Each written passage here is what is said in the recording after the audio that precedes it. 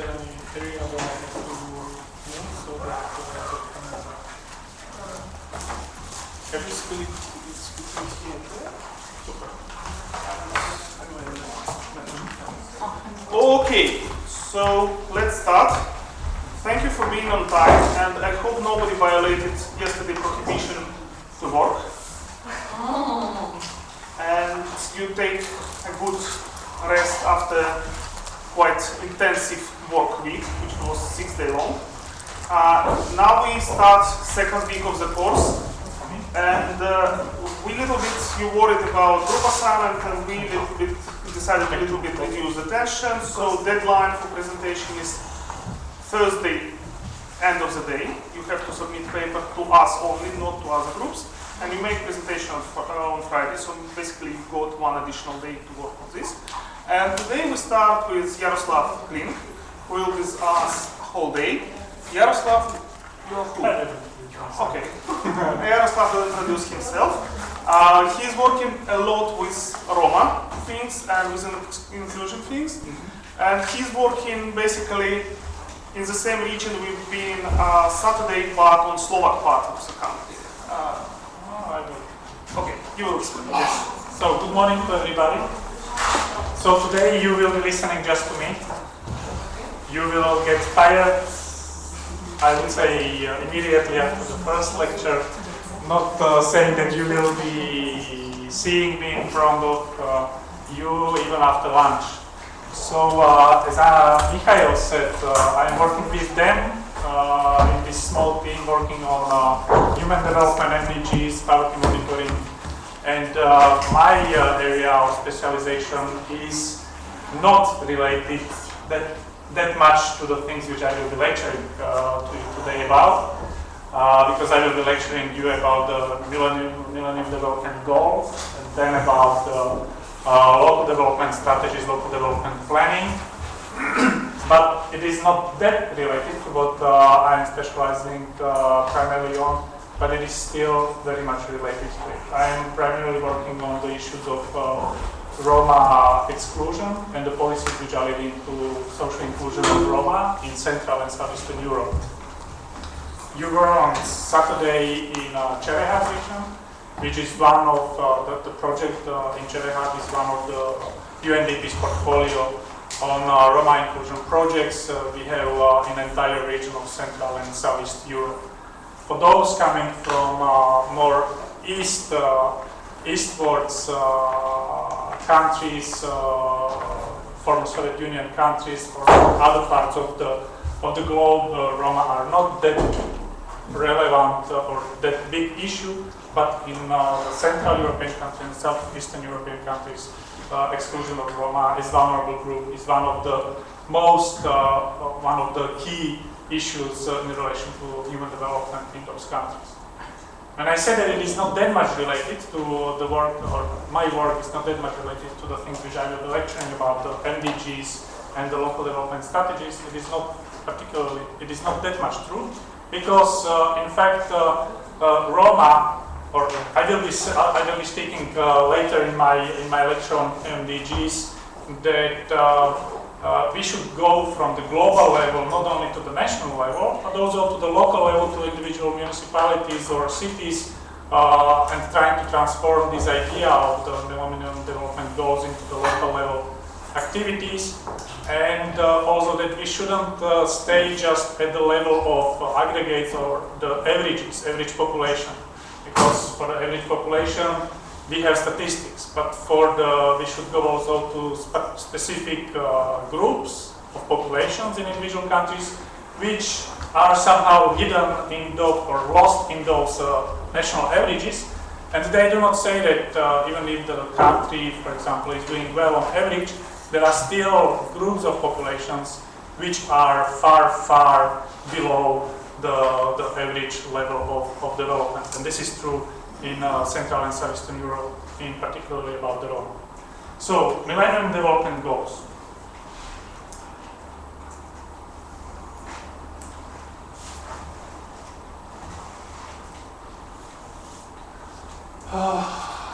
Where to start?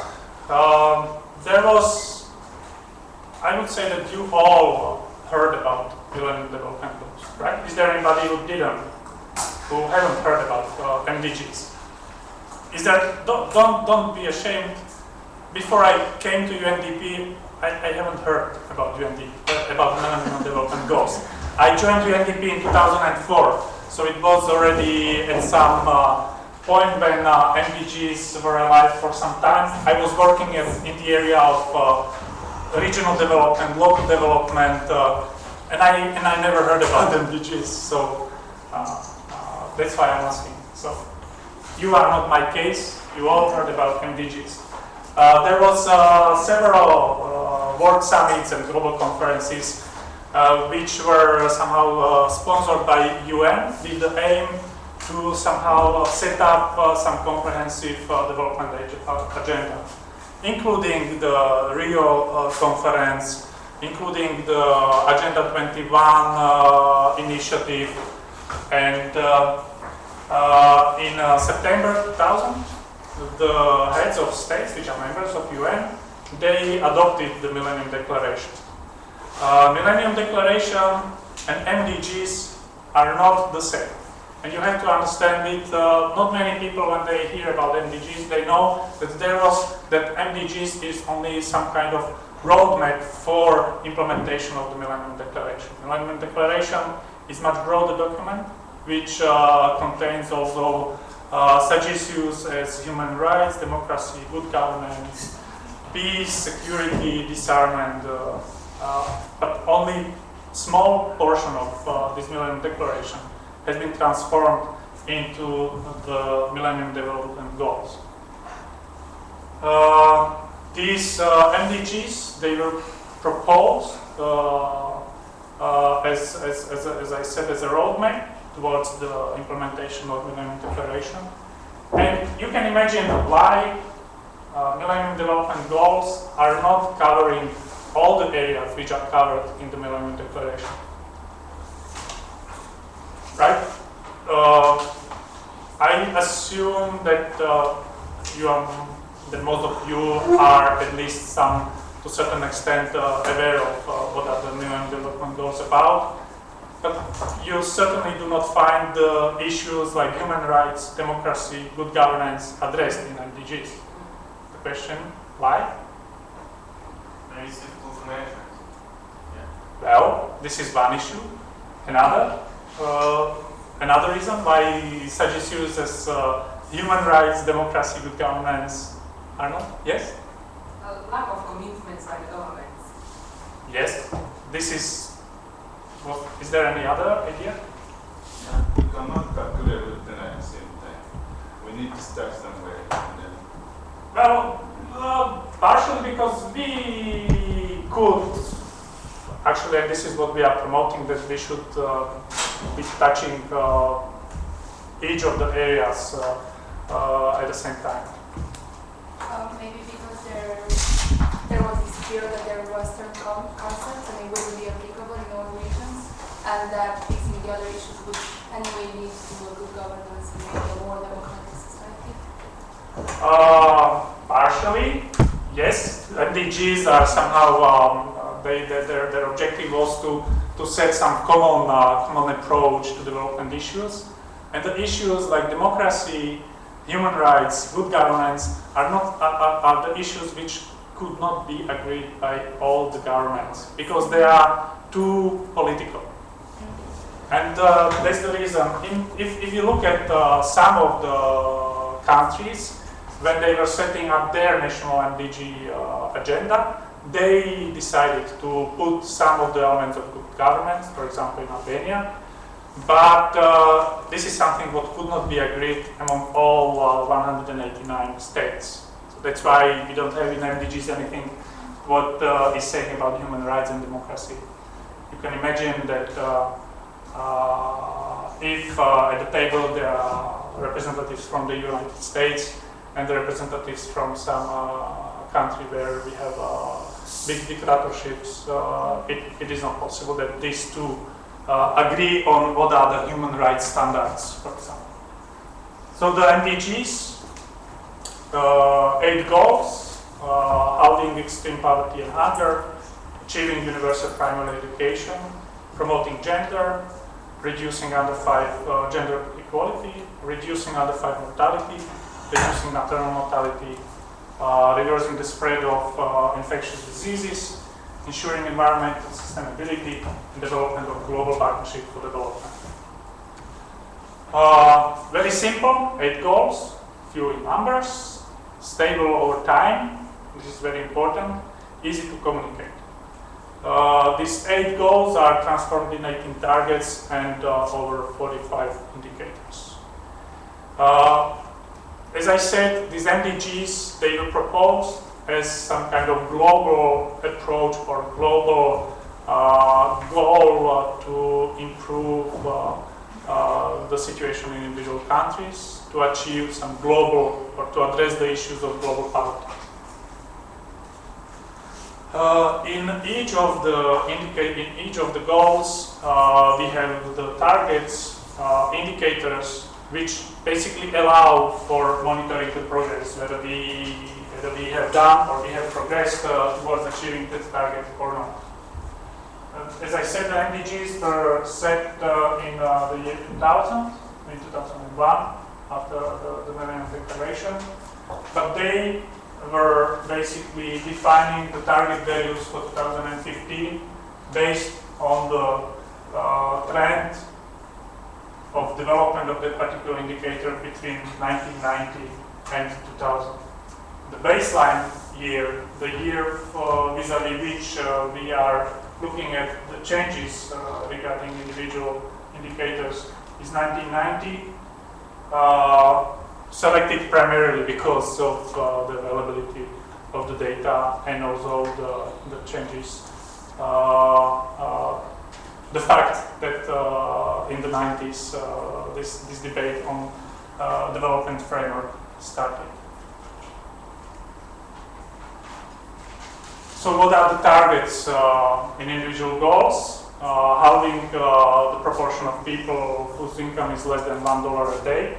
Immediately in this particular target, there is one issue that this $1 poverty line is not applicable for all the countries, especially for the countries of the region where Aboriginal Center is working, Central and Eastern Europe and CIS countries. More appropriate poverty level is 2.15 PPP, and even this for some of the Central European countries is not does not show any significant proportion of people. But I must say that this is valid on average. If we look into specific groups, such as the group which I am working with, the Roma, even the poverty line 2.15 makes sense, and on average maybe some 25% of the Roma who are living in marginalized communities, localities, are below this poverty line. So another target under first goal is to halve the proportion of people who suffer from hunger. How? As I said, the target value of 16% in this case was defined as the extrapolation of the trend between the year 2000 and 1990, and basically defining these target values, defining that we want to achieve, that we want to halve the poverty rate, that we want to halve the rate of people below who are living in hunger, is basically this level of change is or was selected the way so that there is no problem to achieve it in general, because the trend, if we define the target based on the trend in the past and we extrapolate it, then basically if we do nothing, if the situation doesn't change, the environment doesn't change, then we could achieve that target with not big problems. But we had several crises between 1990 and now, with the most recent one still on the table, which affects quite heavily the achievement of the goals in some countries. If you look at the situation in individual sub-regions, we could see that it is a little bit different, that the trend of poverty headcount is a little bit different in individual countries. This is Eastern Asia, South Asia, South America. What is it? No, this is Latin America. But this line here is something what is the decisive power in achieving the first MDG. East Asia countries like China and India, if these two countries achieve to reduce poverty, basically the global target to have the proportion of people below $1 a day is achieved. And that's what actually we were also witnessing in the past. About African continent. I think this is sub-Saharan Africa, where we see almost no changes. But because of the size, as I said, this line here is the decisive power in the change of the situation regarding poverty, and that's why we should not stick just to the global level and to the global indicators related to MDGs. Because take it, India and China, they account for what 1/3 of the population of the globe. If they reduce the poverty by half, then basically it has tremendous effect on the change in the situation globally. Even if the poverty, if you look at the poverty levels in Africa, it is much worse, but due to the proportion on population, their impact on the global changes is not so significant.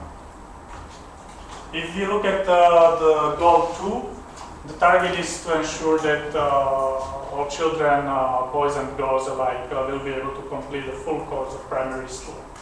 Again, for the countries of Central and Eastern Europe and CIS, this, because of our history of the socialist regime, is not that much relevant. Because in our systems, primary schooling was actually mandatory, and we could tell that in our countries this target is not relevant. But if the changes of the society, transformation from the planned to market economies and from the centralized states to open democracies, we witnessed quite big reduction or drop in the primary school enrollment and completion.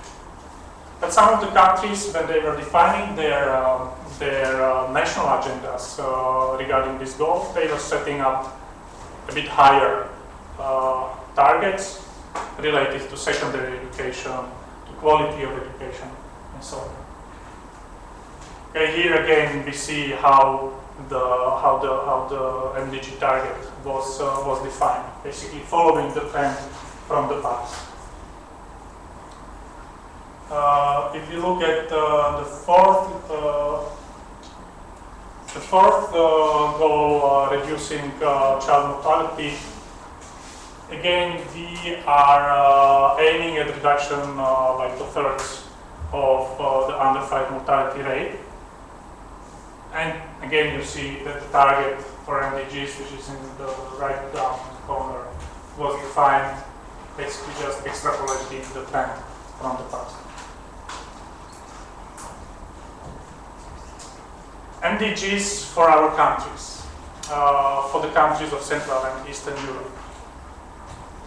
I illustrated that some of the goals defined in the global MDGs are not that much relevant for our countries. The poverty, $1 a day is clear. For our countries, we are using 2.15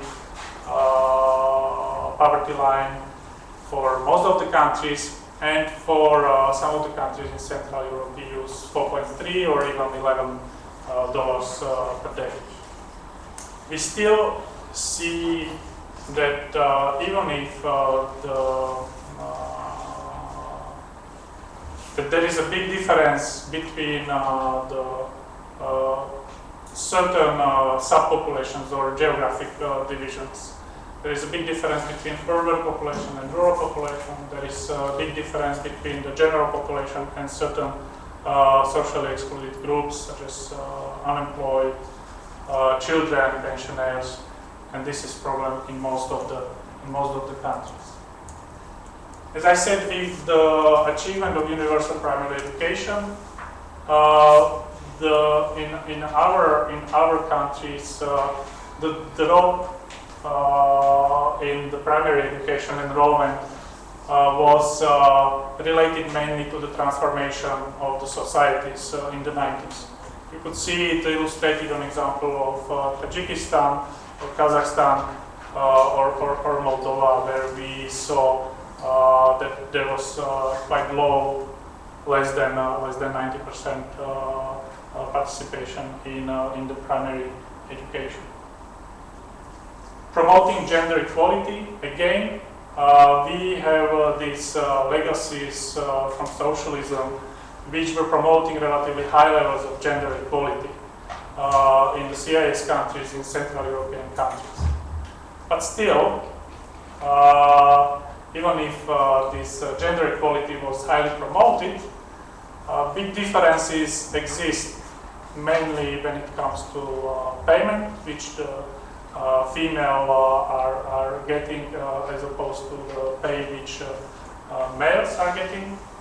But also we are witnessing differences in the school attendance, school enrollment, representation of females in the parliaments.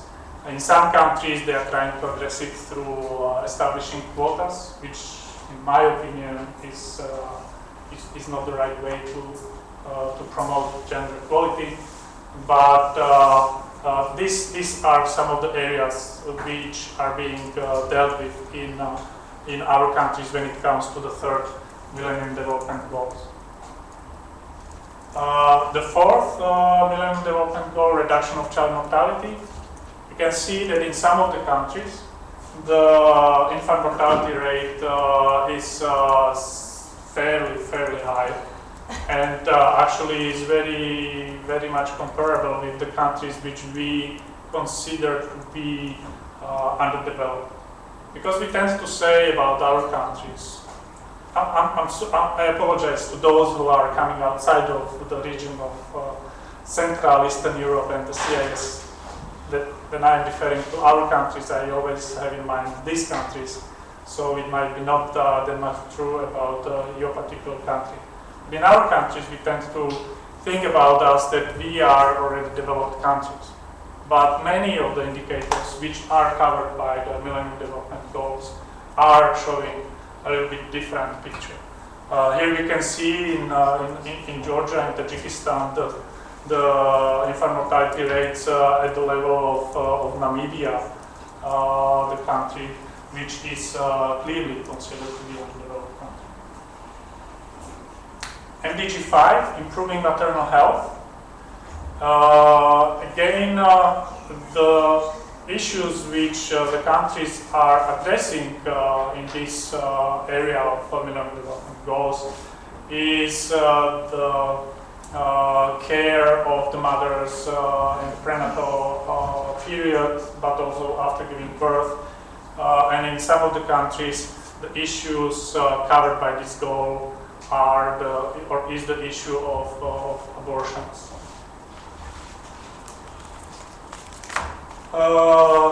Transmittable diseases. In our region, HIV/AIDS is not as huge issue as in sub-Saharan Africa, for example, but still there are countries where there are countries and also subpopulations in which this issue is pretty big. Namely Russia, Ukraine, And what is the biggest problem, or what is bigger problem when it comes to the geographic dispersion is tuberculosis, which is present basically in most of the countries of the region. Environmental sustainability. Our region was assessed as, when there was done assessment of the cleanness or environmental hotspots in the world, 5 out of 7 dirtiest countries in the world are present in the former Soviet Union countries. This is the heritage of the socialist industrialization, when the environmental issues were not a problem, and basically we are with the transformation of society and trying and in the road to apply international standards, environmental standards. The countries are addressing mainly the issues of the carbon dioxide emissions, the forestation, reduction of the decrease of the levels of fresh water, and so on.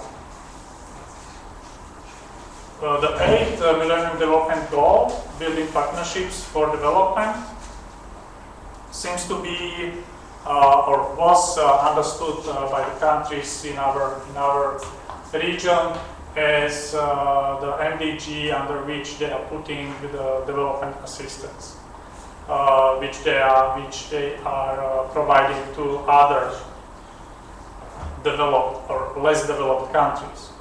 We have new donor countries. Basically, all of the countries in Central Europe, they became the donors with their joining of OECD, later on of the European Union.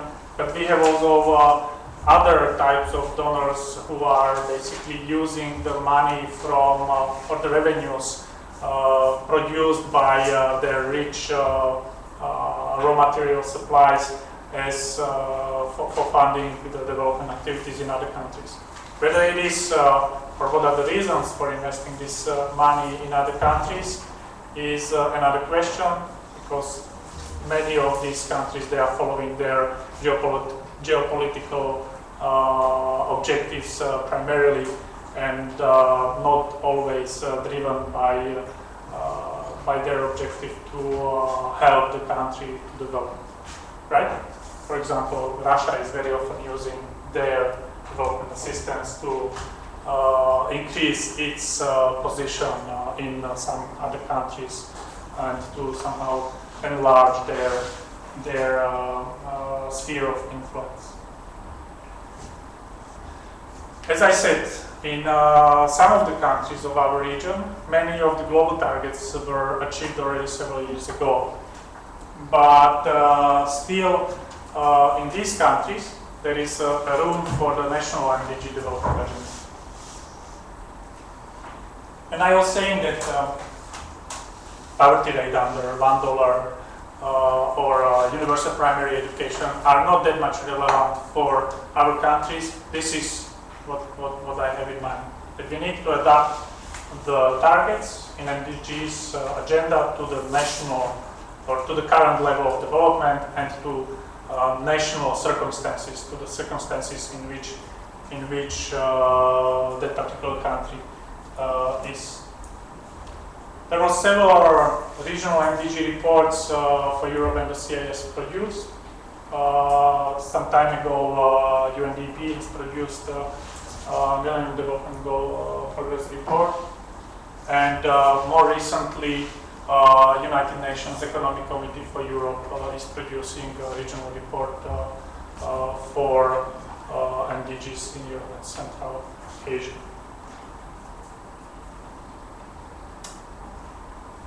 Millennium Development Goals is not only these targets, indicators. It is also about the process. Very similarly as the human development reports, MDGs are also about the process. The process is a little bit different than in case of the human development reports, because MDGs are to monitor this development change.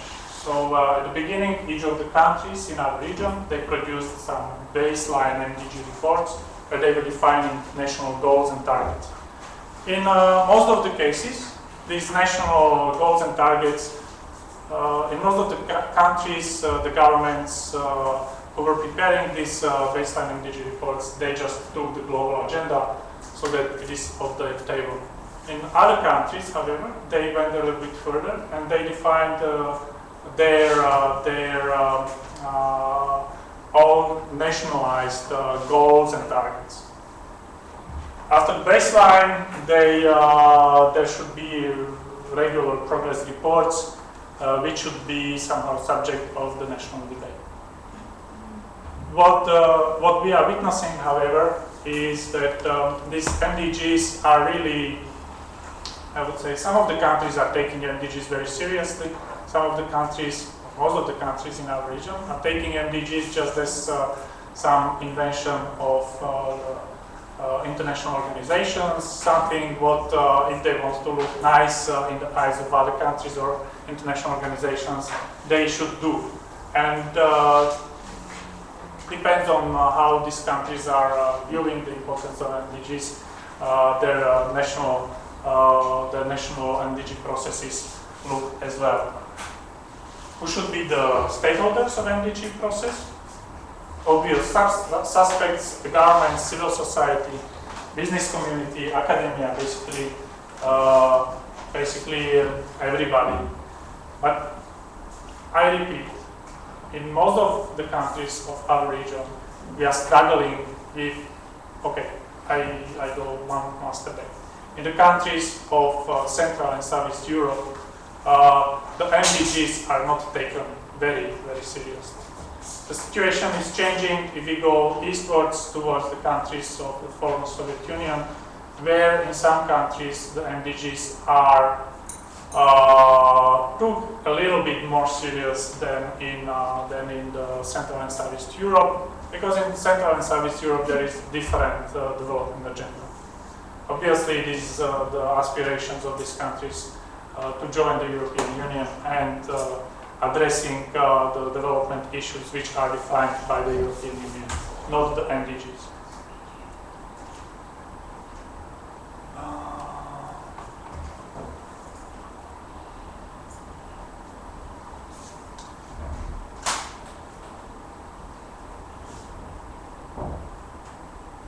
As I already said, the global targets in MDGs were based on the retrospective analysis of global trends. But it is not reasonable to extrapolate these global trends also for individual countries.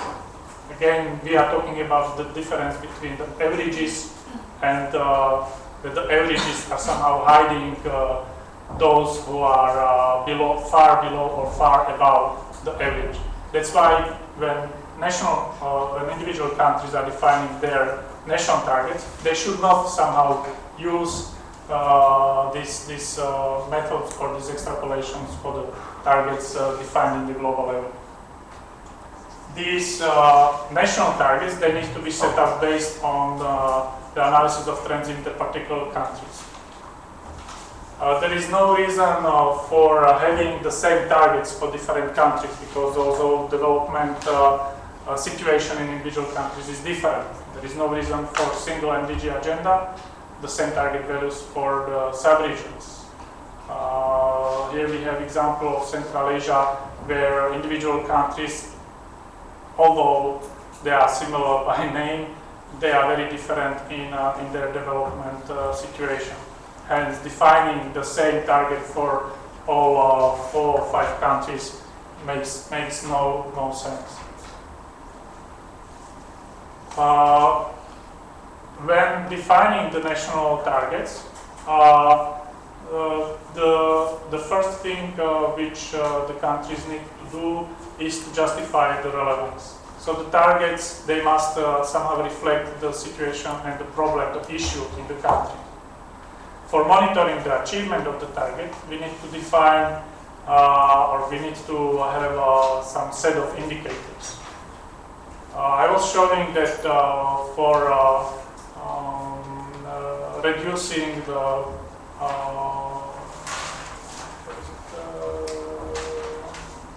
situation of mothers, there is the indicator which is used for monitoring the progress vis-à-vis this target is the maternal mortality rate. So in the global agenda, this indicator was selected to define or to see the progress vis-à-vis the target. The indicators which we select for monitoring the target, they need to be very clearly defined. We cannot measure through one indicator, or we have to look whether the indicator which we are selecting is really measuring what we want to achieve. We are not going to measure the educational achievements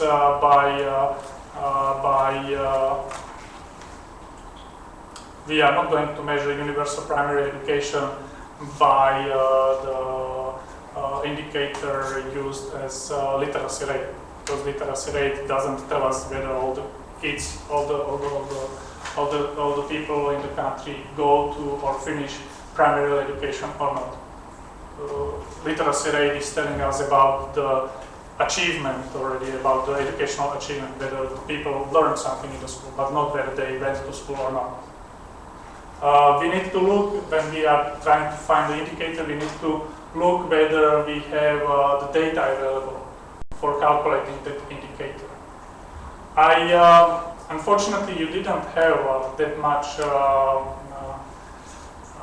this year, that many time devoted to this very important element of human development, the measurements. So let me spend a little bit of time here on telling the difference between the indicator and the data. Can anybody explain what is the difference between data and indicator?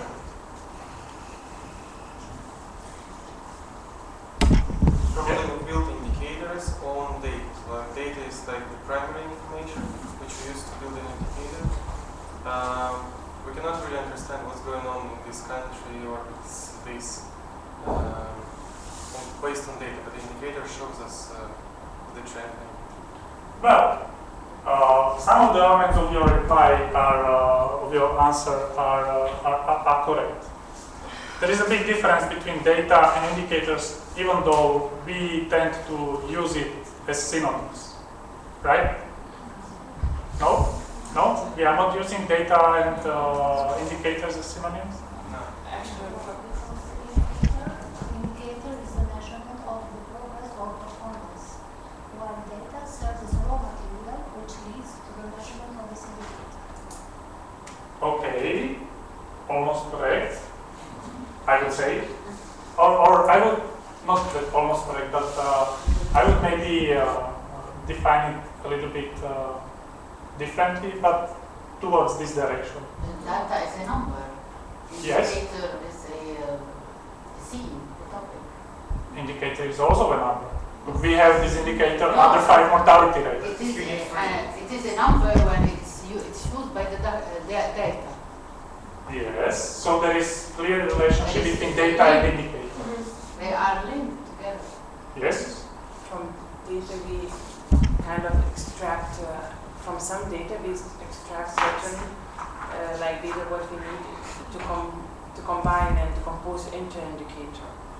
We use in data to have the indicator, to make it how it's measured. Yes, so this is very clear relationship. We use the data to compose the indicator.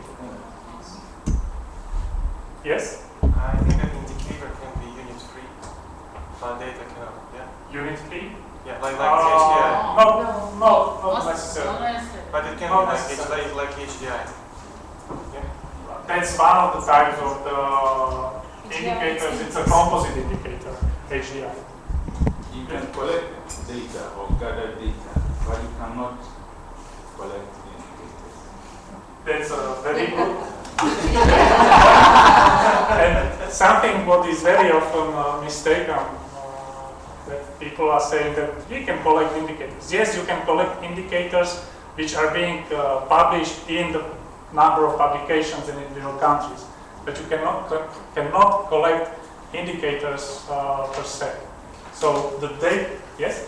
But in case of indicators, which are measured not with numbers but in scale, you have another approach.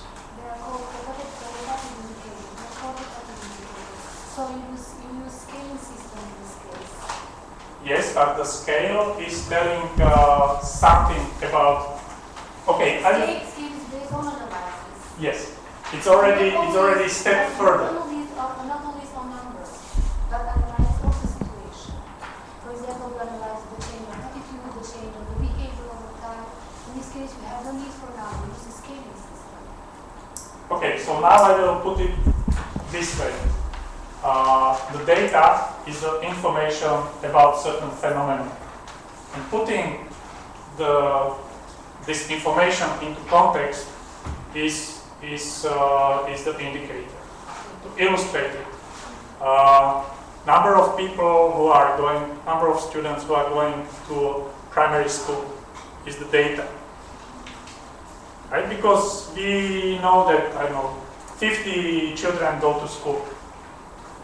What does it give us? What kind of value is in this information? Do we get anything from this? Except for that we know that 50 children, 50 pieces of human beings are going to school. I'm sorry to put this bluntly, but unless we put this information into a broader context, we are speaking just about the data. So when we tell that this is 50 children out of 100 children which are living, in a certain locality, we are speaking about the data. When we put it into this context, then it is already an indicator. In the case of, you are right, indicators quantitative, qualitative. In the case of using the scales, we are already putting some additional information to, we are already contextualizing the information. That's why it is not data, but the indicator, as you correctly said. Yes? What you kept in my mind that the data has to be discounted according to the change of time or according to other outside effects. No? And then it is indicator. Yeah. So the data is just the raw number which doesn't say anything unless it is put into this context. And when the context to this information is added, it is indicated. And we need to remember this kind of stuff. That there is this difference between the indicator and the data. Usually, when it comes to how we see the easiest way to distinguish data from indicator is that the data is usually absolute value, while the indicator is usually relative value. So a percentage of something, or I don't know, kilometers per hour is already an indicator, the speed. Right? But we have qualitative indicators. Then we have another. Then we are at the indicators. We have various types of indicators. Okay. You are correct. They are qualitative and quantitative indicators. Right? Quantitative indicators expressed in numbers, while the qualitative are expressed in words. Qualitative indicators are not. Very often people tend to confuse that qualitative indicators are about the quality. Qualitative even quantitative indicator could be about the quality if we say that the quality is rated 1, 2, 3, 4, 5, then if it is 4 out of 5, it is still a quantitative indicator telling about the quality. A qualitative indicator is basically using the words instead of the description instead of the numbers. If you go further, what kind of indicators we know in the policy cycle, we are recognizing input indicators, output indicators, outcome indicators, and impact indicators. These individual types of indicators are being used in individual parts of the policy cycle. Input indicator is basically how much of the inputs we are putting into certain process or we are putting in. Output, what are we getting as a direct result of these inputs which we are putting in. Outcome, what kind of change have we achieved with those inputs and outputs. And impact indicators is basically how big change in the global level or in the longer time perspective have we achieved with the activity which we did. For example, in education, investment amount of money that the government is putting as proportion of GDP into education system. This is input indicator. Share of children which are being educated in schools as proportion of the total number of children in the country. This is output indicator, what we have achieved with the money which we put in. The outcome, how many or the share of these children who finished the primary education, who finished secondary education. This would be the outcome indicator. And the impact indicator depends on what we wanted to achieve with that particular policy. If the policy was to improve the educational level, then the impact indicator in this particular case would be perhaps the share of students who are finished with grade A, with grade B in their final examinations from the school. If the objective of the policy was to improve the literacy of the students, then the impact indicator would be the literacy rate of that particular population. We need to be very careful when using each of the types of indicators in different parts of the policy cycle. I'm sorry to spend a little bit more time on this, but as I learned, you didn't have this element addressed in your lectures on Kling. And understanding this difference about the data and indicators and various types of indicators used in various parts of the policy cycle is very important for both themes which I'm speaking about today, about the Millennium Development Goals and also related to the local development plan.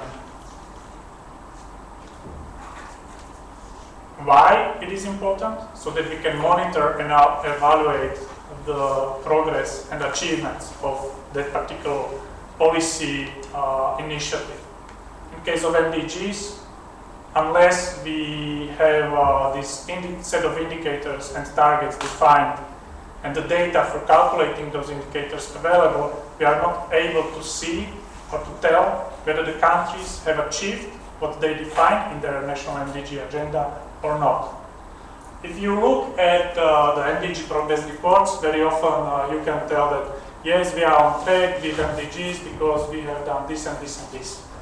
But not very often, you will see very clear information about this is our target, what we wanted to achieve for this particular indicator. This is the baseline value, and here we are in the way to achievement of this particular target. For this, as I said, we need to have, so that we are able to do this, we need to have the data.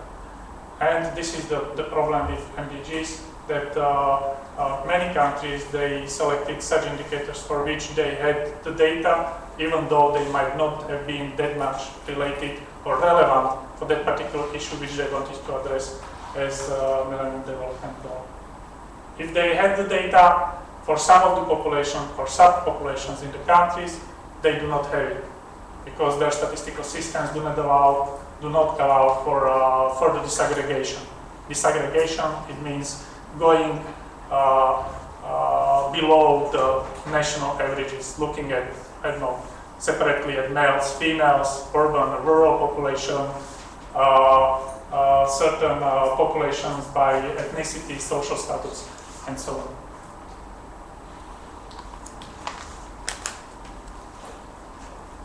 That's why, as I was saying, that if we want to see under the surface of the national averages, we need to go to this disaggregation. And this is very often a big problem in most of our countries. And this is the work that we are trying to somehow, that we are pursuing also with our small team, try to help the governments to improve their statistical systems so that they allow for further disaggregations of their statistics by social groups, ethnicity, gender. Actually, gender, urban, rural, and sub-regions are usually three disaggregations which are mostly used in the statistical systems. Right, these sub-regions is by subnational administrative territorial units. But we need to go, in order to better target policies, we need to go also to further disaggregations. Why these disaggregations? You see very clearly a few examples now.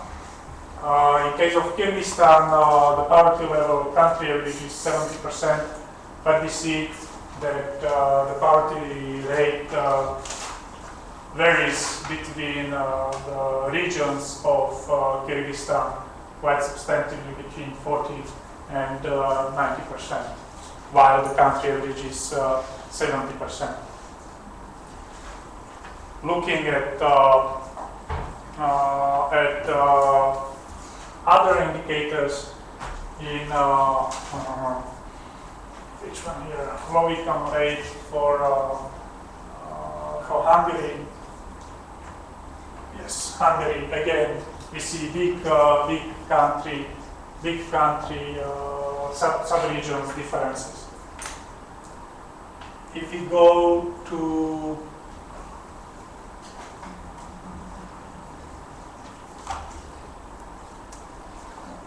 for that, I have also an example of certain subpopulations. Here we have.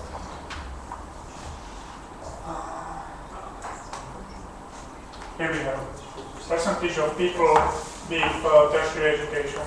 This is the value for the general population in the Czech Republic, 11%. While if we are looking at the Roma population in Czech Republic, it is only what this could be maybe 2% for the Roma having secondary and higher education. So it is very important to look below or to look further than just the national averages. Priority challenges and opportunities related to MDGs in our countries. As I said, in many countries of our region, MDGs are seen, or MDG agenda is seen just as an initiative which is pushed for by international organizations, namely United Nations, which is not that completely untrue. Right? It was initiated by the United Nations, but at the same time it was agreed by the national governments. And the national governments should also somehow stand for their to their commitment, which they signed in 2000.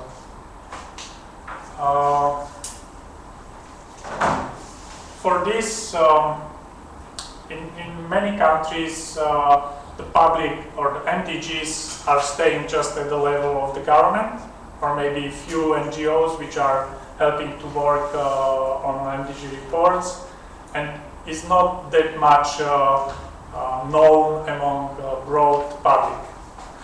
As an exception, I could mention Albania, where the public awareness campaign on MDGs was quite broad and massive, and even ordinary people know about the MDGs.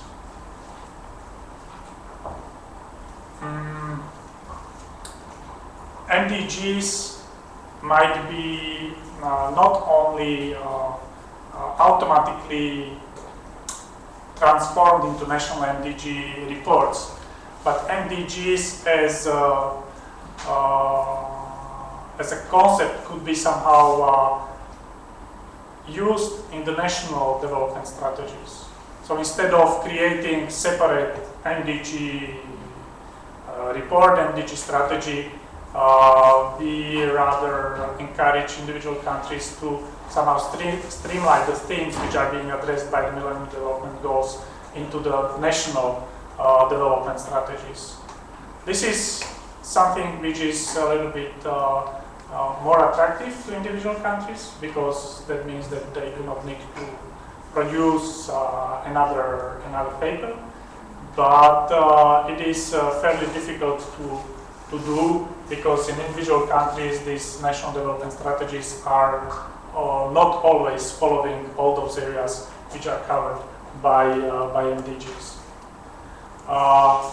The Millennium Development Goals require also some estimate of what kind of efforts need to be in place in individual countries so that the MDGs could be achieved. They require also to have some estimate of the costs, how much it would cost to change from, or to reduce the poverty from, I don't know, 55% to 40%. How much would it cost that particular country? And as I said,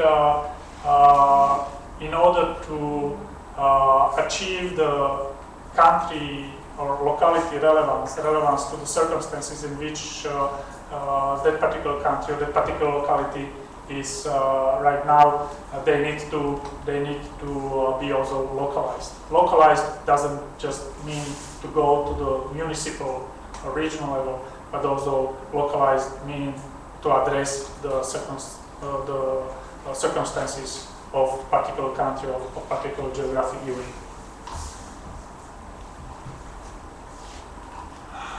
As I said, in a specific group of countries of Central Europe and Southeast Europe, MDGs are not that much popular because of their efforts towards the EU European Union membership.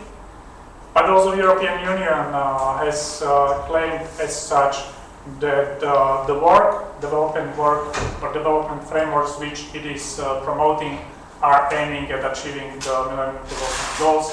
Hence, even if the countries are trying to address those conditions put by the European Union on them, they are addressing the Millennium Development Goals as well. These new EU member states are basically, I also mentioned already before,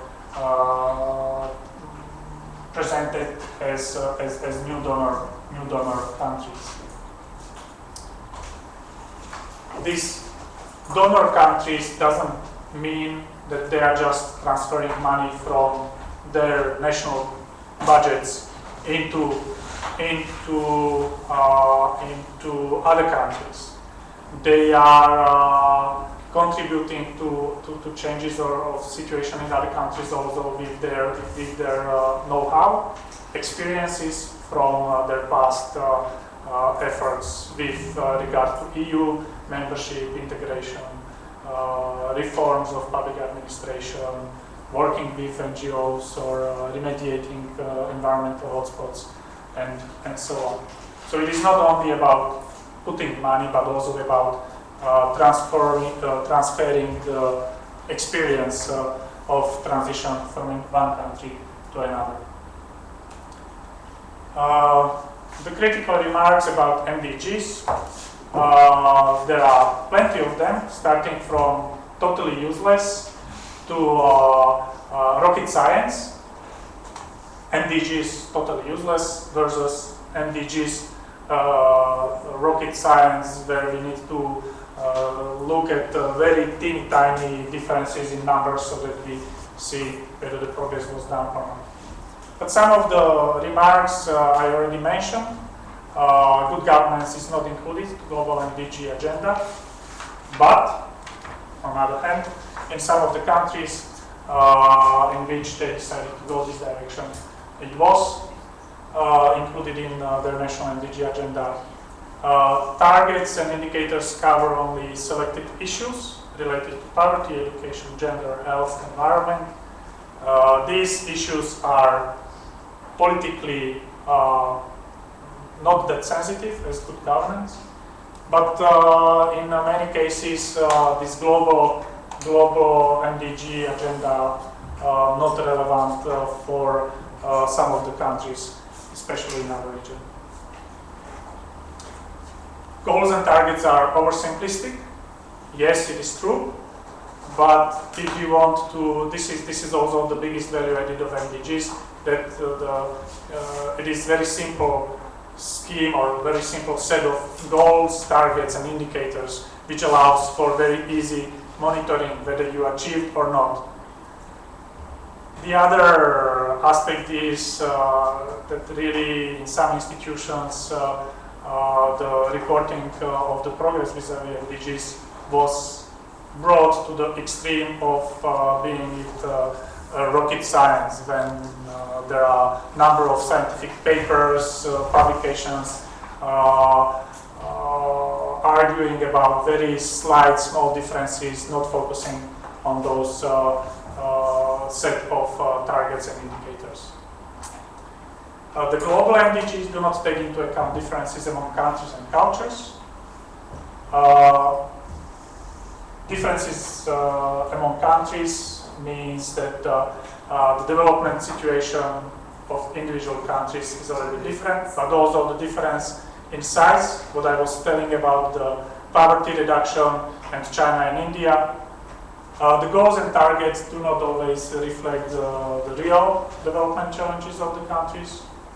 Again, what I mentioned about the primary education and the Central and Eastern European countries, where this is not an issue as it is in some other parts of the world. MDGs in many countries stayed just at the level of list of good wishes without financial background. This financial background is mainly the costing of how much it would cost to achieve this and this change. The last remark on this slide is that it is mainly the donor-driven agenda. It is true. Yes. And but I would ask, maybe I would pose a question: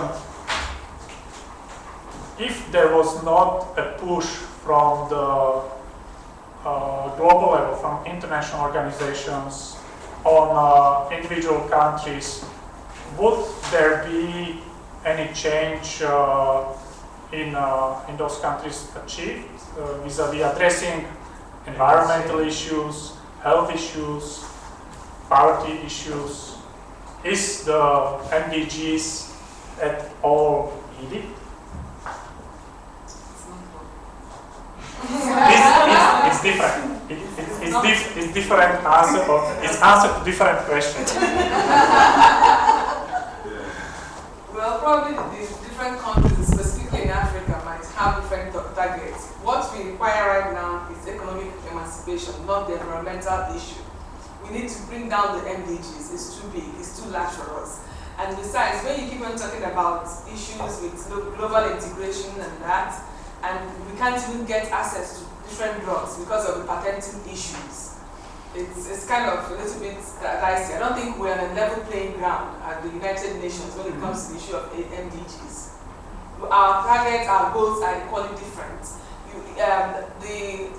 The whole focus of the education thing is at the primary level, while ignoring the issue of the higher level education. At the end of the primary level, what happens to the higher level of education? Then the issue with the conditionalities attached to multilateral and bilateral loans, which equally cut spending on health and education. How long do you, after subscribing to the MDGs and you need to get a grant from the World Bank, you have huge CIPAs with about 4 clusters and 20 indicators that you have, which are conditions on itself. How can you achieve the MDGs? Well, I don't have the reply. I don't have the reply, but it is what you just said is fully in line with what I was telling about the need not to stay only at this global MDGs as they were defined for the entire globe, but to be flexible and rather understand the spirit of MDGs. If the World Bank conditions their contribution to your country economy by indicators which are related to global agenda, it doesn't. It is not an example of understanding the spirit of MDGs. MDGs are usually understood in various ways. Are understood as in very technocratic way. That here we have this set of 8 goals, 48 indicators. I don't know how many targets, and we need to stick to them. This is one group of understanding.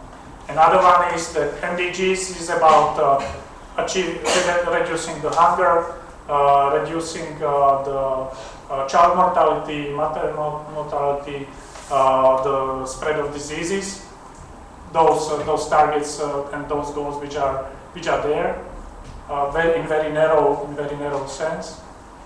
But MDGs should be understood in a much broader sense.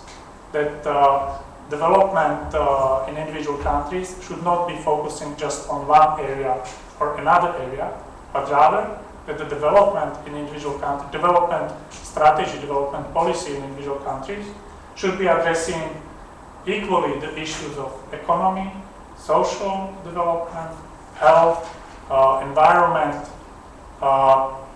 and perhaps in some other countries also good governance and democracy. That it should have clear monitoring and evaluation structure. This is the understanding which I have and which we had also in Bratislava regarding MDGs.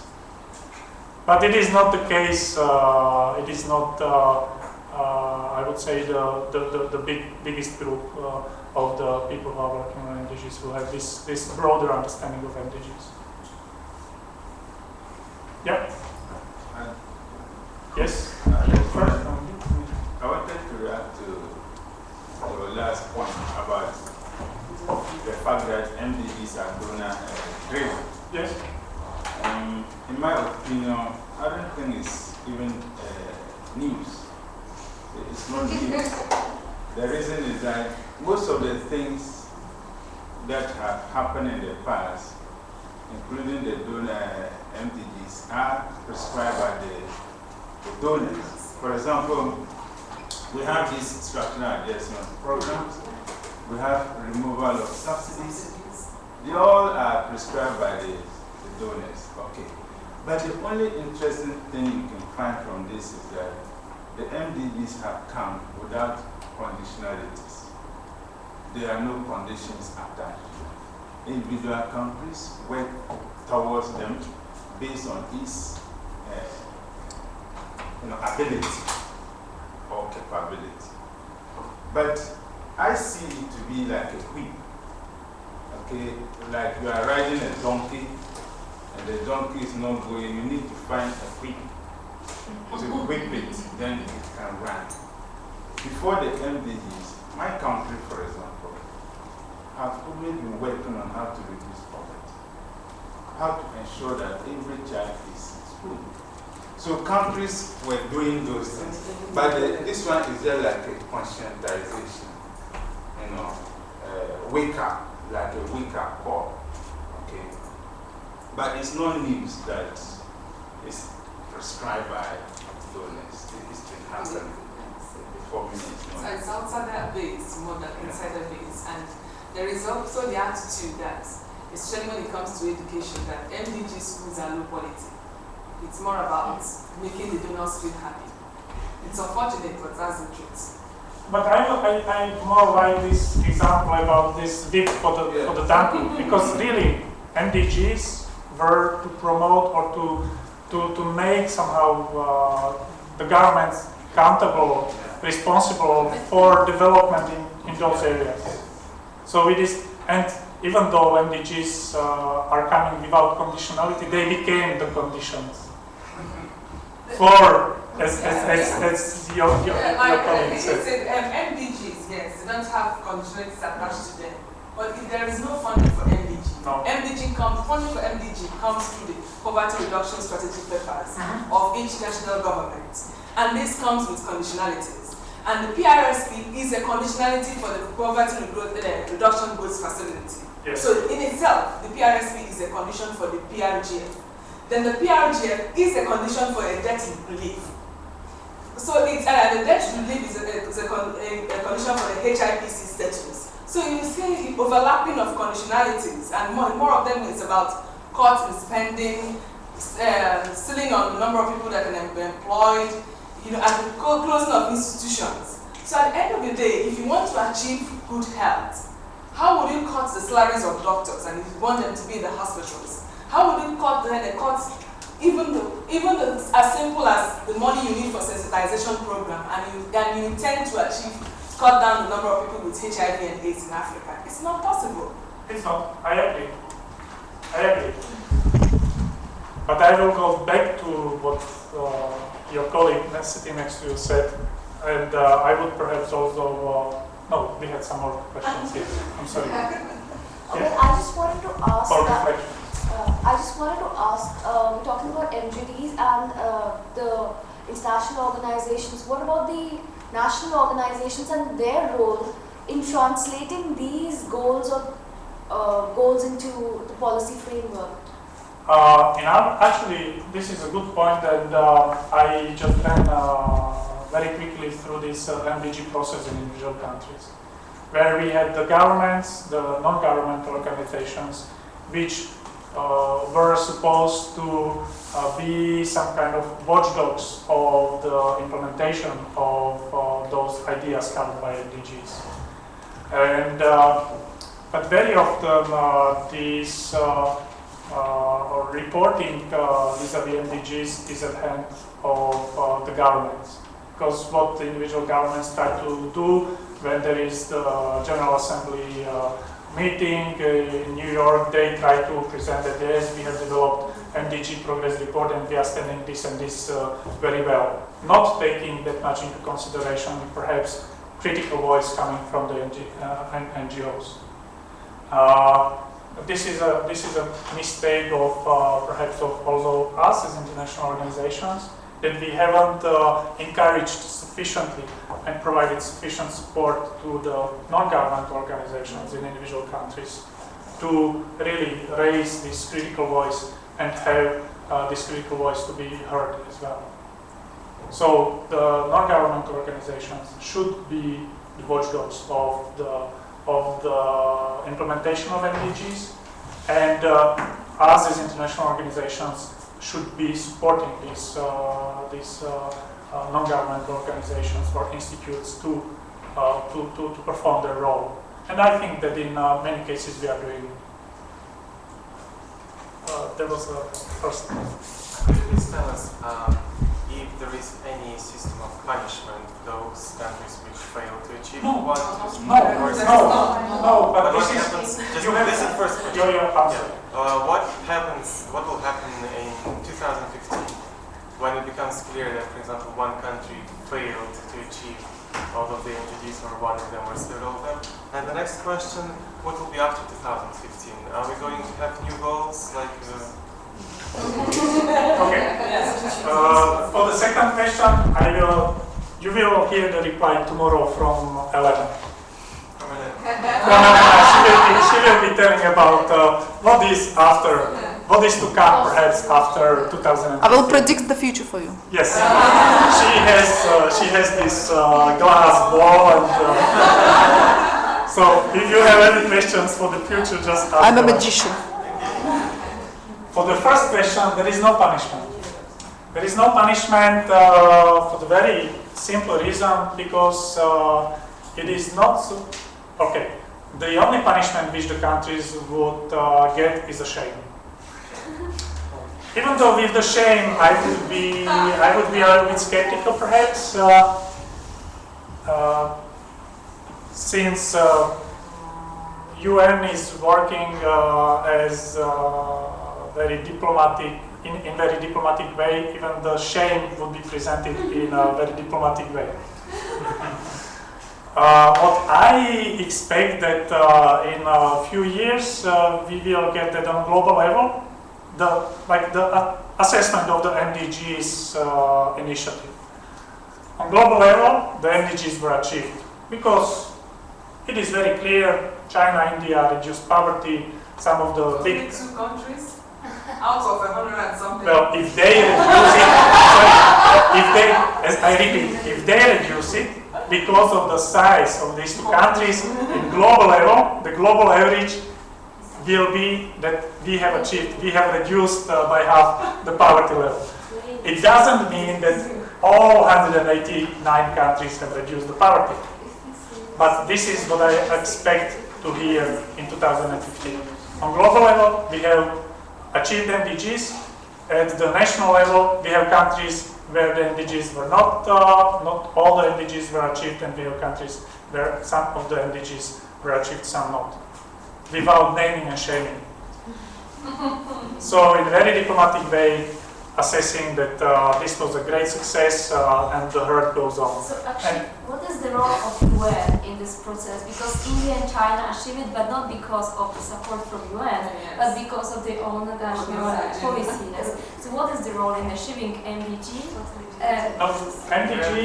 MDGs was exactly this spirit, this stick to make the donkey move.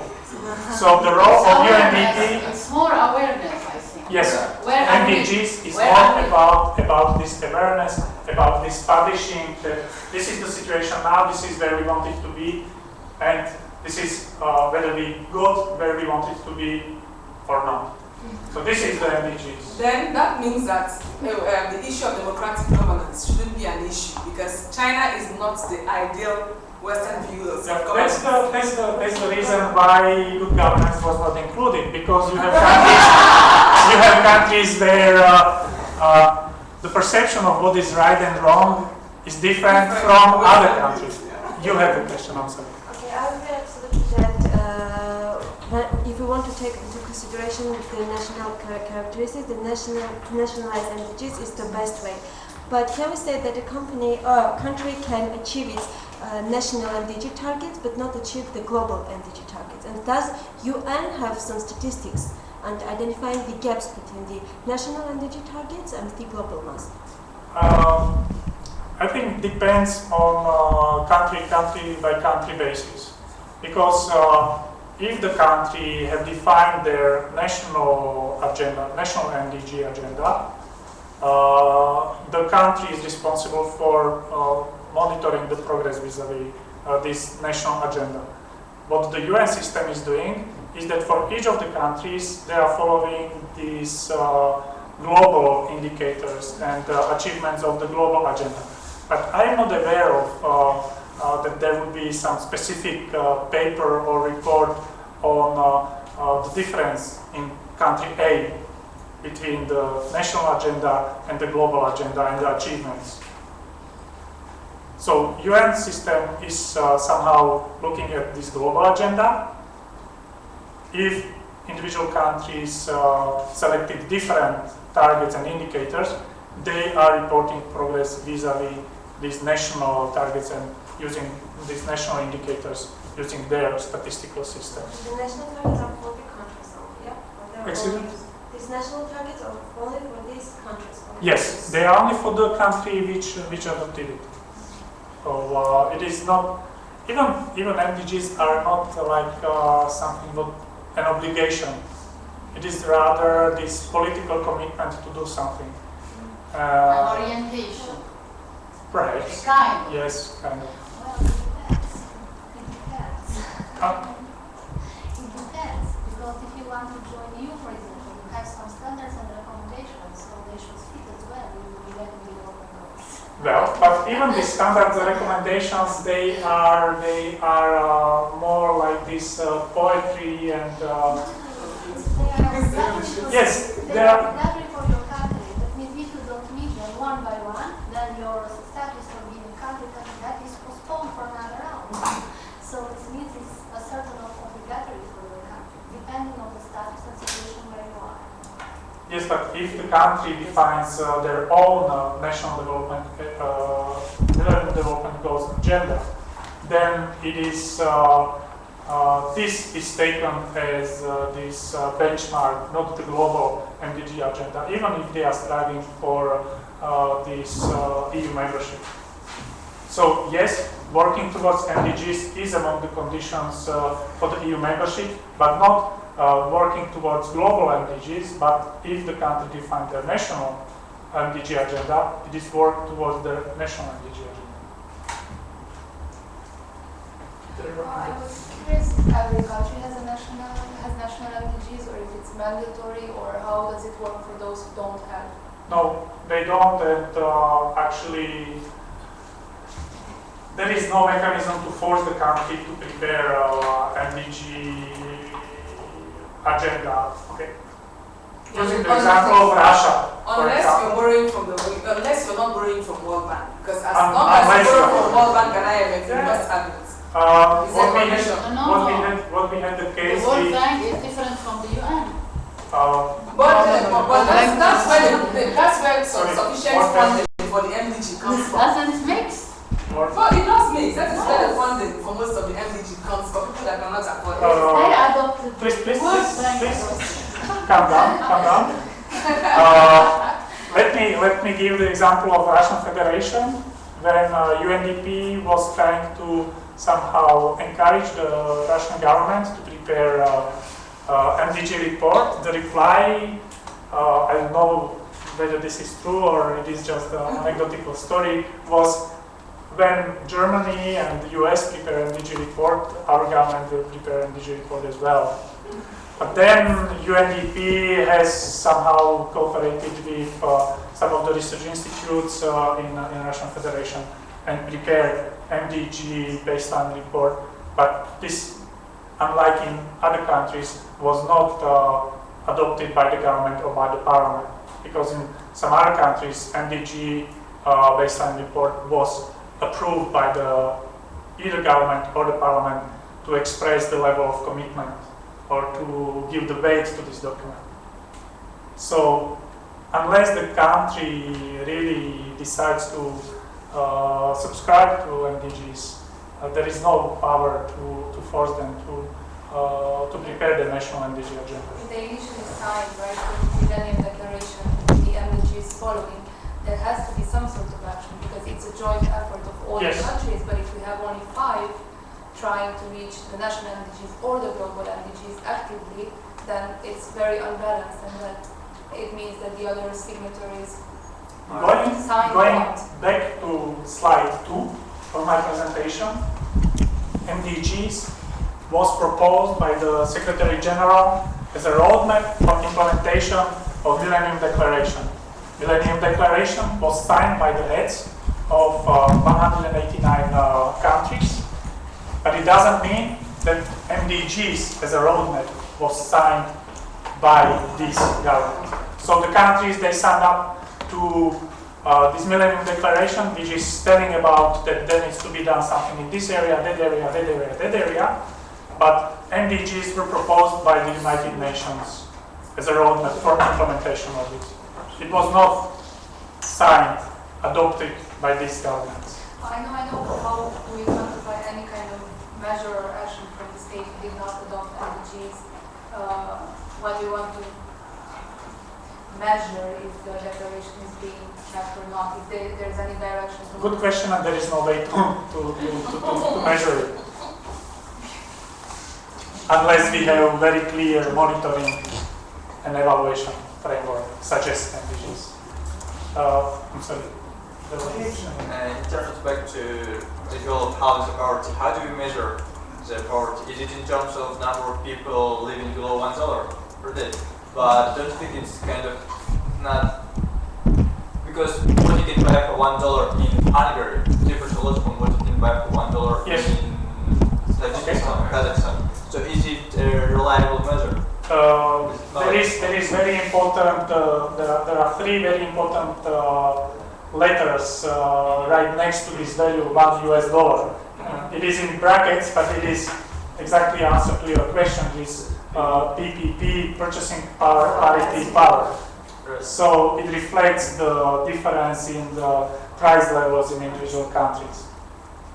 And this PPP is basically calculated based on the consumer's basket in individual countries. So $1 in one country expressed in PPP US dollars is reflecting these differences in the price levels in individual countries. Okay, I think we take two more questions. I had actually two very short questions. One question, while your presentation, you mentioned that quotas for gender equality are not the way to achieve gender equality. So what's in opinion is the way to achieve it? And other question, hardly comment on the attempt to disaggregate indicators. Because last year in Lithuania we had national census, and we have very strong with the statistical department, and they're really working very hard, and they include a lot of additional questions to attempt to disaggregate indicators. And for example, some communities, including the minorities, found it attempt to actually exclude them from mainstreaming policies rather than include them. They say, oh, ethnicity, so you're gonna punish me because I'm Roma people or I'm like presenting some minority. So we want to, it was this kind of big debate in the country. So what's the way, I mean, how to make people understand that actually we are not trying to exclude you, but otherwise we try to include you inside policies that are covered. To the first one, yes, it is my personal opinion that the quotas when it comes to gender equality is not the right approach, because I think it is dishonesting way. But what's the right?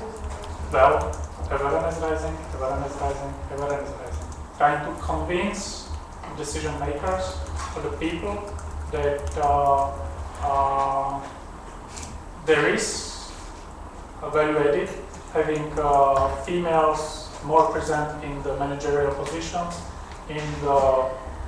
which actually number of researches showed that the females are much better performing when in managerial positions than their males counterparts. But the only way I see is just really this promotion, awareness raising, these soft activities, not setting this, not doing these affirmative actions, not in relation to the gender issue.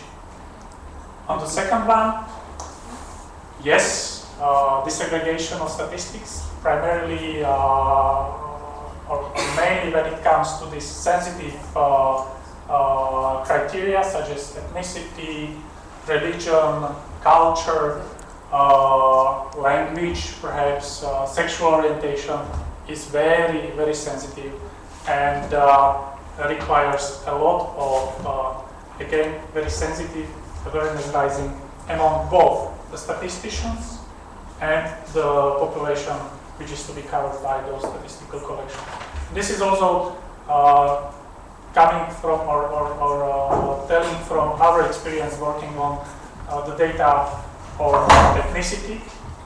data on Roma, really it requires a lot of contacts with the Roma population itself, the non-governmental organizations, which should do this role of explaining to the local constituencies that it is important for us to claim, and there is a guarantee that this data will not be misused for some punishments or for some illegal activities, because all the statistical offices in the countries are working according to international standards.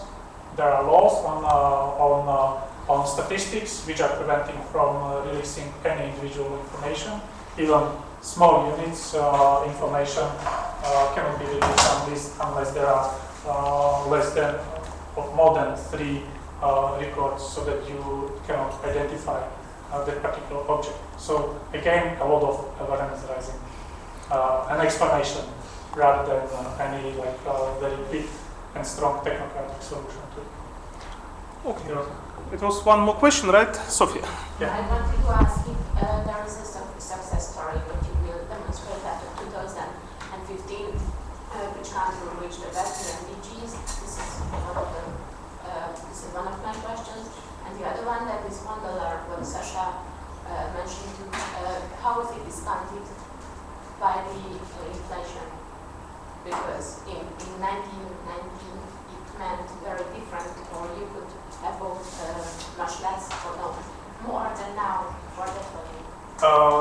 PPP exchange rate is calculated each year. It is adjusted to reflect these changes. And I think it's constant. It's referred to, it's 2005. In 2005 constant prices, but it always is adjusted by... But they adjust both PPP, which reflects local purchase power, and they adjust to inflation. Yes. And these success stories, and remember what I was telling, that UN... Okay, I would promote Albania as an example of good process and visible achievements vis-a-vis their national agenda. That would be my example. Maybe somebody coming from other countries would promote their country. I could tell about maybe good elements in Ukraine. Ukraine is producing very nice reports. I do not know how much they are reflecting the reality. But when I say nice, I mean technically good. Progress report, very to the point, having the target indicators, and progress report telling we are here and we should be here.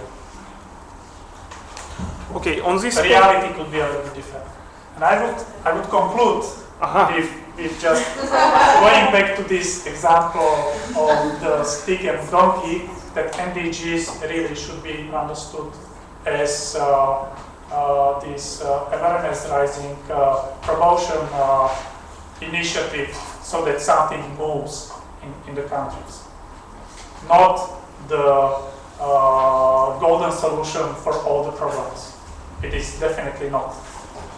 With this one, please, let's have a break. And after break, please be sharp so that we can go to the